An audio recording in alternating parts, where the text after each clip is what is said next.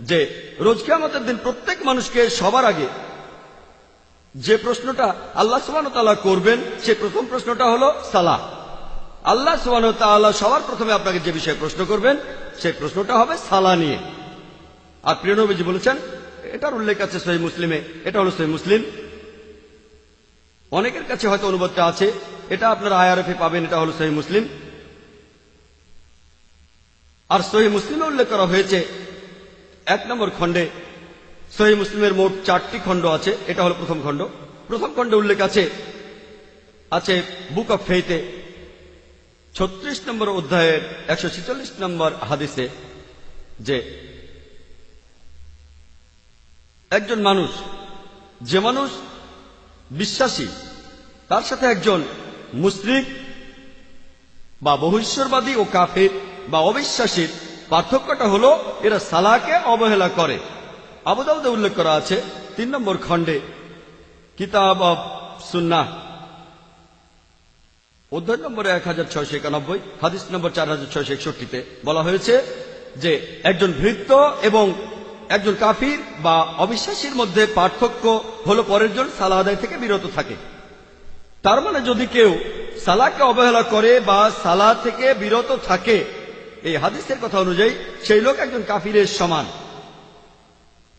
আর পবিত্র কোরআনের সূরা মুদ্দাসসিরের 41 থেকে 43 নম্বর আয়াতে উল্লেখ করা হয়েছে, অপরাধীদের জিজ্ঞাসা করো কেন তারা জাহান্নামে নিক্ষিপ্ত হয়েছে, আর তারা বলবে আমরা তাদের অন্তর্ভুক্ত ছিলাম না যারা সালাহ আদায় করত, আমরা মুসল্লিদের অন্তর্ভুক্ত ছিলাম না। পবিত্র কোরআনে একটা সুন্দর দোয়া আছে, সূরা ইব্রাহিমের 40 নম্বর আয়াতে উল্লেখ করা হয়েছে, বলা হয়েছে যে হে আমার প্রতিপালক, আমাকে তেমন করুন যে নিয়মিত সালাত আদায় করে, আর আমার বংশধরদের আপনি তেমনটা করুন। হে আমার প্রতিপালক, আমার প্রার্থনা কবুল করে নিন। পবিত্র কোরআনে আরেকটা দোয়া সূরা বাকারা 201 নম্বর আয়াতে উল্লেখ করা হয়েছে, এটা খুবই বিখ্যাত একটা দোয়া, সেটা রাব্বানা আতিনা ফিদ দুনিয়া হাসানাতাও ওয়া ফিল আখিরাতি হাসানাতাও ওয়া কিনা আযাবান্নার। যে হে আমার প্রতিপালক, আমাদের দুনিয়াতে কল্যাণ দাও, আখিরাতে কল্যাণ দাও এবং আমাদের জাহান্নামের আগুনের শাস্তি থেকে রক্ষা করো। আমার লেকচার শেষ করার আগে পবিত্র কোরআনের একটি আয়াতের উদ্ধৃতি দিচ্ছি। সূরা আল আনামের 162 ও 163 নম্বর আয়াতে উল্লেখ করা হয়েছে, বলা হয়েছে কুল ইন্না সালাতি ওয়া নুসুকি ওয়া মাহইয়ায়া ওয়া মামাতি লিল্লাহি রাব্বিল আলামিন লা শারীকা লাহু ওয়া বিযালিকা উমিরতু ওয়া আনা আউয়ালুল মুসলিমিন। যে বলো সত্যি আমার সালাত আল্লাহর কাছে আমার ইবাদত, আমার জীবন ও মরণ সবকিছু আল্লাহ সুবহানাহু ওয়া তাআলার উদ্দেশ্যে, যিনি এই জগৎসমূহের প্রতিপালক, তার কোনো শরীক নেই এবং আমি এর জন্য আদিষ্ট হয়েছি এবং আমি তার কাছে প্রথম আত্মসমর্পণ করছি। ওয়া আখিরু দাওয়ানা আলহামদুলিল্লাহি রাব্বিল আলামিন। জাযাকুমুল্লাহ খায়র। এখন শুরু হচ্ছে উন্মুক্ত প্রশ্ন উত্তর পর্ব। আমাদের প্রশ্নোত্তর পর্বটাকে এই অল্প সময়ের মধ্যে সফল করে তোলার জন্য যখন আপনারা বিভিন্ন রকম প্রশ্ন করবেন, তখন আমরা কিছু নিয়ম মেনে চলব। আপনাদের প্রশ্নগুলো হবে আজকের বিষয় সালাহ, ন্যায়পরায়ণতার প্রোগ্রামিং এর উপর। বিষয়ের বাইরের কোনো প্রশ্ন করলে সেটার উত্তর দেওয়া হবে না। দয়া করে আপনাদের প্রশ্ন সংক্ষিপ্ত এবং যথাযথ করবেন। একবারে আপনারা প্রশ্ন করতে পারবেন মাত্র একটা। দ্বিতীয় প্রশ্ন করতে চাইলে আপনাকে আবার লাইনের পেছনে গিয়ে দাঁড়াতে হবে। তারপর সময় পেলে আপনি দ্বিতীয় প্রশ্নটা করবেন। আপনাদের প্রশ্ন করার জন্য অডিটোরিয়ামে 3টা মাইক দেয়া হয়েছে। আমার ডান ও বাম পাশের 2টা মাইক পুরুষদের জন্য, আর অডিটোরিয়ামের পেছনে মাঝের মাইকটা দিয়ে মহিলারা প্রশ্ন করবেন। যদি কোনো প্রশ্ন করতে চান তাহলে মাইকের সামনে লাইন করে দাঁড়ান। মাইকের পাশে দাঁড়ানো ভলান্টিয়ার যখন বলবেন তখন আপনি ডক্টর নায়েককে আপনার প্রশ্নটা করবেন। এরপরে স্লিপে লেখা প্রশ্নগুলোর উত্তর দেয়া হবে। এই স্লিপগুলো আপনাদের পাশে দাঁড়ানো ভলান্টিয়ারদের কাছ থেকে পাবেন। দয়া করে প্রশ্ন করার আগে আপনার নাম ও পেশা বলবেন। আপনারা একবারে একটা মাইক থেকে একটা প্রশ্ন করবেন, ঘড়ির কাঁটার মতো করে।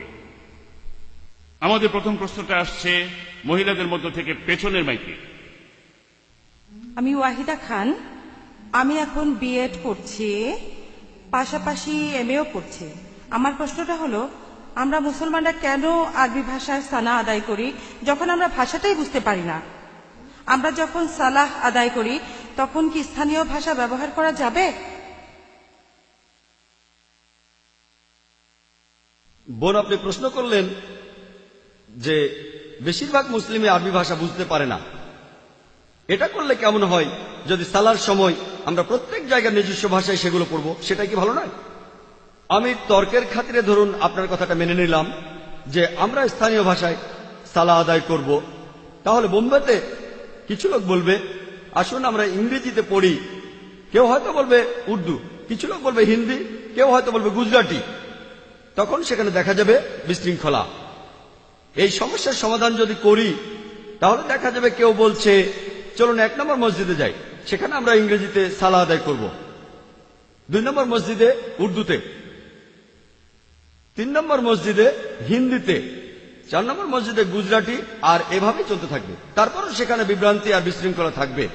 কেউ হয়তো বলবে যে 1 নম্বর মসজিদে আমরা ইংরেজিতে সালা আদায় করব, আমরা সেখানে আল্লামা আব্দুল্লাহ ইউসুফ আলীর অনুবাদটা পড়ব। আবার কেউ বলল আমরা পিক্টলের অনুবাদটা পড়ব। কেউ হয়তো বলল মাওলানা আব্দুল মজিদ দারিয়াবাদী, আর কেউ হয়তো বলল মহসিন খান। আবার বিশৃঙ্খলা দেখা দেবে।